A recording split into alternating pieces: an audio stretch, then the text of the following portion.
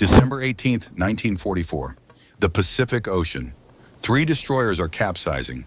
800 men are drowning. Dozens of aircraft are being ripped apart like paper. And the enemy? It is not Japan. It is a storm so powerful that it accomplished what the Imperial Japanese Navy could not. It brought the United States Pacific Fleet to its knees in a single day. This is the story of Typhoon Cobra, the deadliest natural disaster in US naval history, a catastrophe so devastating that it killed more Americans than some entire battles of World War II. And the most terrifying part? It could have been avoided.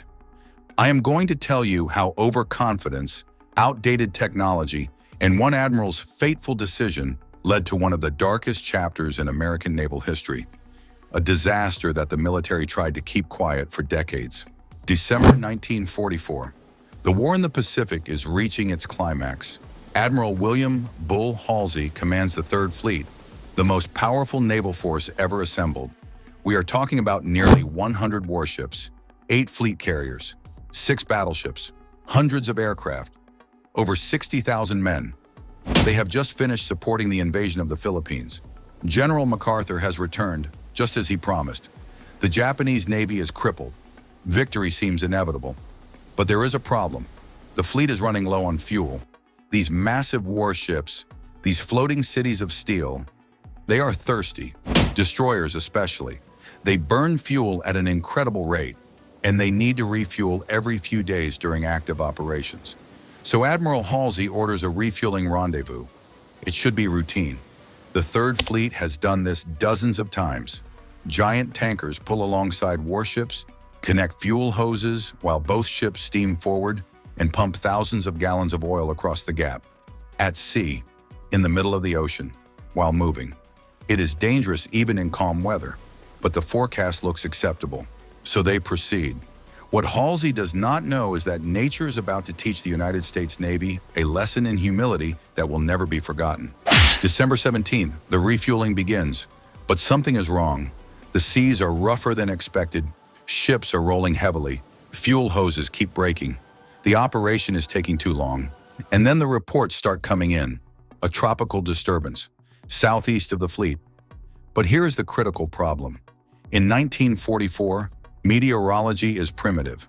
There are no weather satellites, no computer models, no Hurricane Hunter aircraft in this part of the world.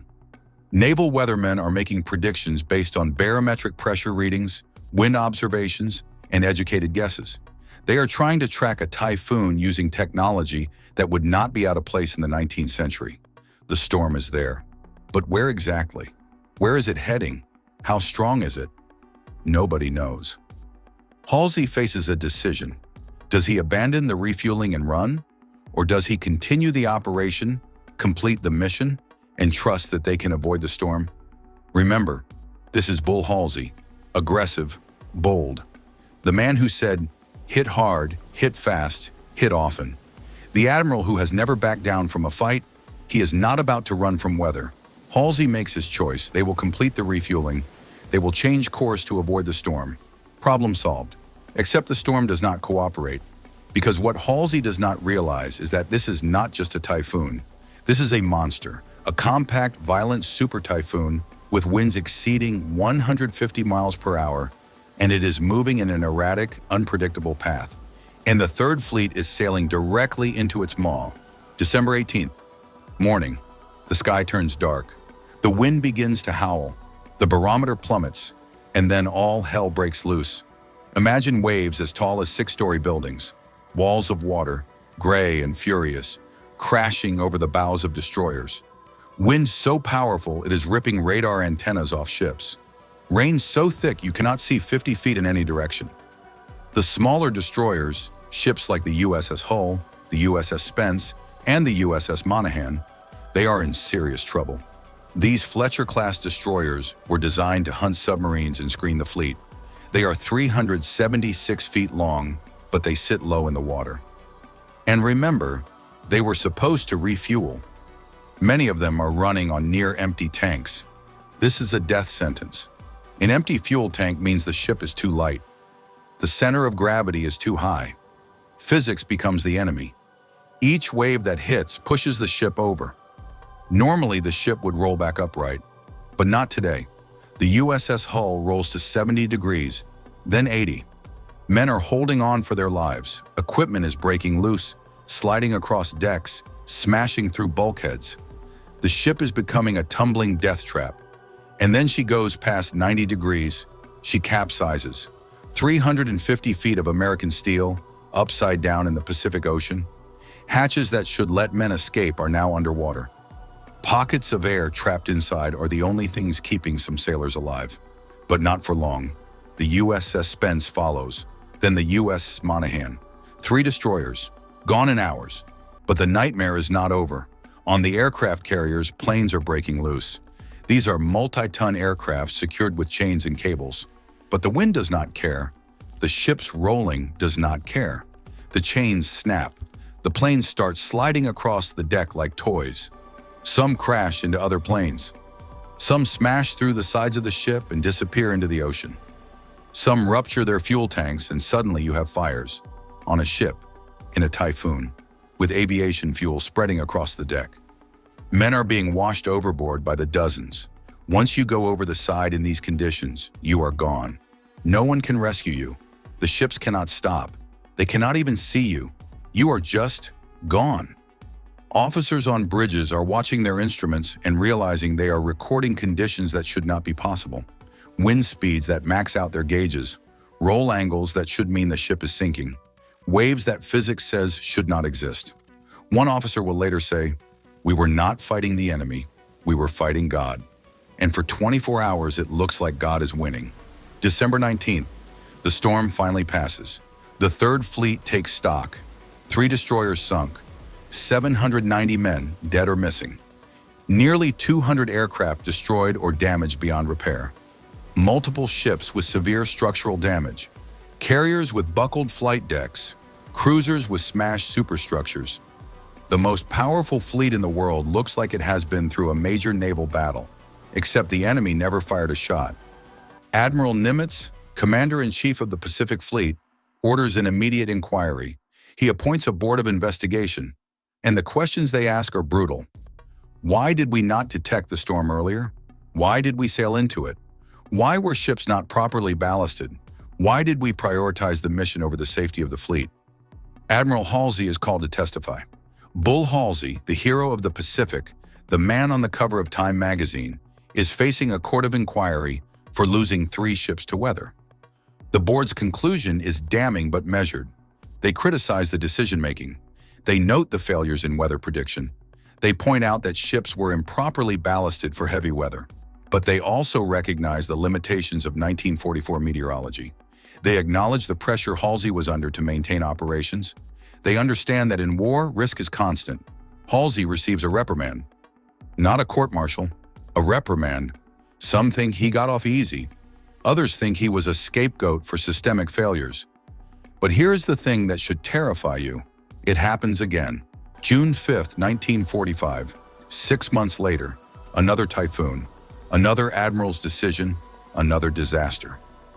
Typhoon Connie hits the fleet off Okinawa. No ships sink this time, but 76 aircraft are destroyed. 6 men are killed. Multiple ships sustain severe damage. Once again, a court of inquiry. Once again, questions about why the Navy keeps sailing into typhoons. You know what the real lesson is? The lesson that took decades for the military to fully internalize? Nature does not care about your mission. Nature does not care about your schedule.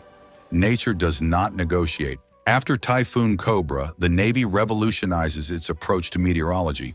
They establish dedicated weather reconnaissance squadrons. They develop better forecasting techniques. They create strict protocols for heavy weather, protocols that are still in use today. Ships are required to maintain proper ballast at all times. Fuel tanks are never allowed to run dangerously low in areas where storms are possible. Weather roading becomes a science, not a gamble. The Navy also changes its entire philosophy about risk. Yes, the mission is important, but losing 3 ships and 800 men accomplishes nothing. A fleet at the bottom of the ocean cannot fight wars. Today, modern naval vessels have access to satellite weather data, computer modeling, and dedicated meteorological support that would seem like science fiction to Halsey's generation. Hurricane Hunter aircraft fly into storms to gather data. Ships can see weather systems developing days in advance.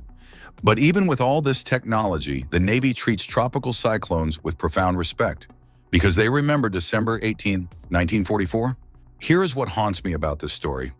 Those 790 men who died in Typhoon Cobra, their names are not on most World War II memorials.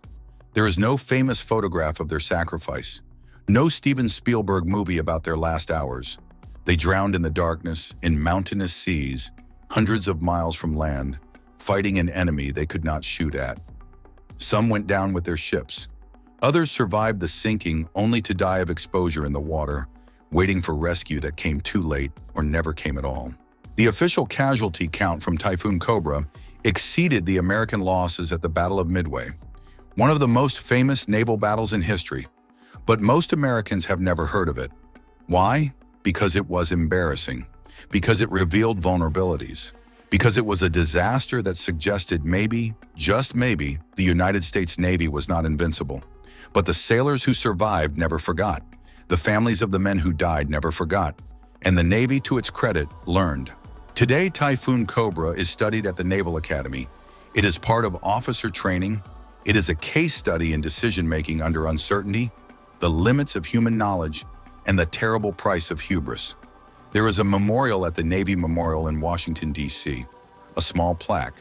Most tourists walk right past it, but it is there, honoring the men who died not in combat with Japan, but in combat with the Pacific itself. The ocean does not care about your medals. It does not care about your courage. It does not care about your mission. Respect it, or it will kill you. Admiral Halsey learned that lesson. The United States Navy learned that lesson. And 790 men paid for that lesson with their lives.